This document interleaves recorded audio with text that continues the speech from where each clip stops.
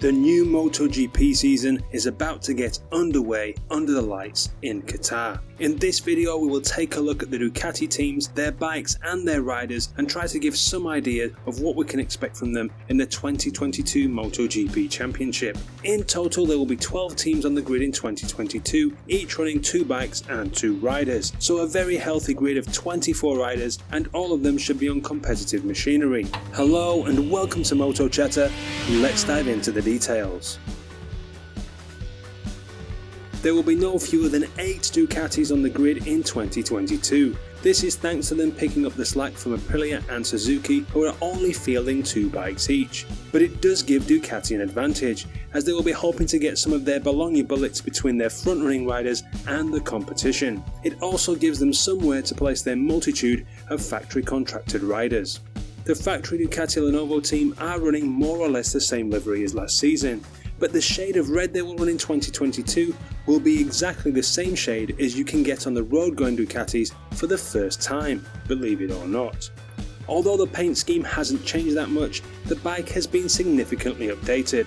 The GP22 has a new, more powerful engine, and it initially had a new exhaust system, but it seems that this has been ditched after testing in favour of the GP21 system, as the new exhaust apparently made the power of the new engine difficult to control. However, the GP22 will most likely appear in Qatar with a new swing arm, aero package and air intake to go along with its new engine.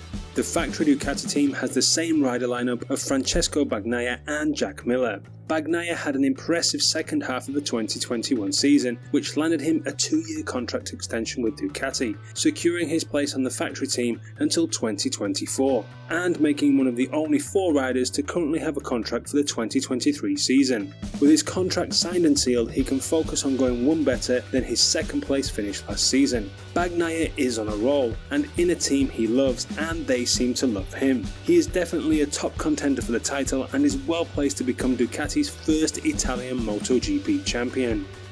Jack Miller will be hoping to emulate Casey Stoner and become another Australian champion for Ducati. He is undoubtedly fast, and if luck goes his way can challenge Bagnaia as number 1 in the factory team. He has plenty of experience, and in tricky conditions he will be the first Ducati across the line. Miller will have the likes of Jorge Martin snapping at his heels to take his factory seat in 2023, so Miller has all to play for from the very first lap. As the Ducati factory's direct satellite team, Pramac Racing will run 2 factory GP22 machines for their Ducati contracted riders. As with the factory team riders, they too can reap the benefits of the slimmer and cutback fairing, along with the revised ringlets that form part of the new aero package. The Pramac livery hasn't changed too much, but has been revised and features more blue, giving it a refreshed look. Pramac have lost their team boss Francesco Guidotti to KTM this season, so we will have to see how this affects the team, but the rider lineup remains the same. Johann Zarco had a solid season in 2021, finishing 5th overall, and was in 2nd place in the championship for a long while before dropping down the order slightly.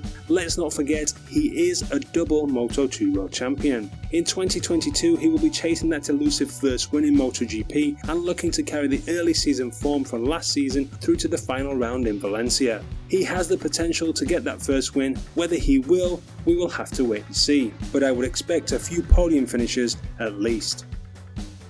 Jorge Martin was the standout rookie of 2021. He immediately gelled with the Ducati, and if it wasn't for the injuries he sustained in Portimao, which caused him to miss a number of races, he would have finished significantly higher than his still respectable 9th position. But he did come back to win a race and took 4 podiums and 4 pole positions.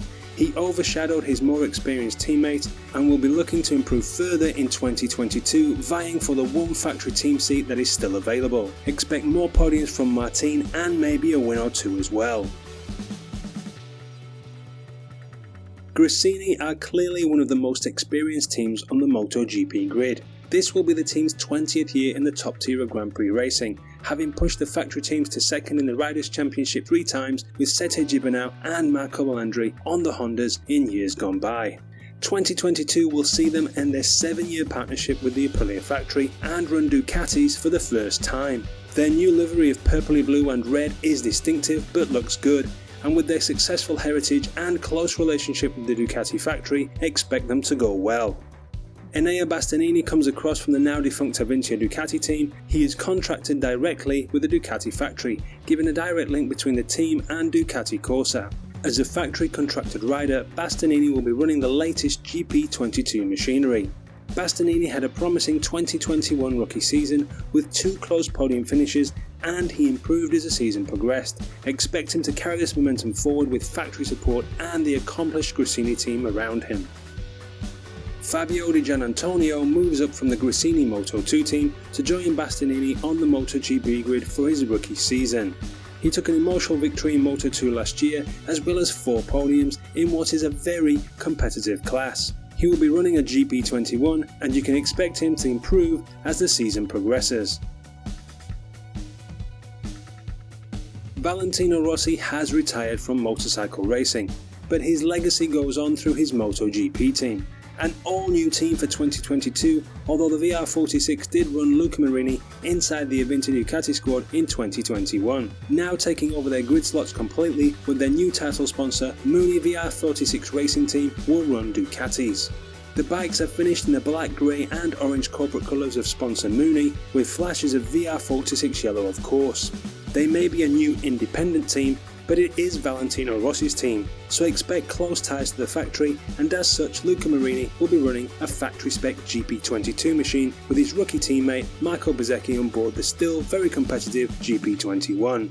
Luca Marini had more of a finding his feet rookie season in 2021, but he was runner-up in Moto2 in 2020 and has taken 6 wins and 15 podiums in that class, so he knows his way around a race bike. He has also shown an impressive turn of speed in pre-season testing now that he has secured factory GP22 machinery, topping the timesheets on day 2 of the Mandalika test, so watch this space.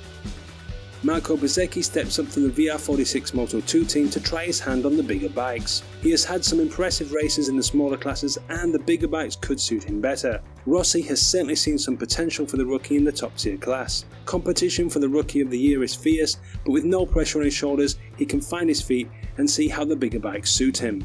But those are my thoughts. What do you think? How do you think these riders will go in the season, and who is your pick for the Riders' Championship in 2022? Let me know in the comments. I hope you enjoyed this look at the Ducati MotoGP teams for 2022. If you did, check out my other videos of the other manufacturers on the grid this season via the links on screen. Remember to subscribe for plenty more motorcycle videos to come, and give the video a thumbs up if you feel like it. But whatever you do, have a great day, and thanks for watching.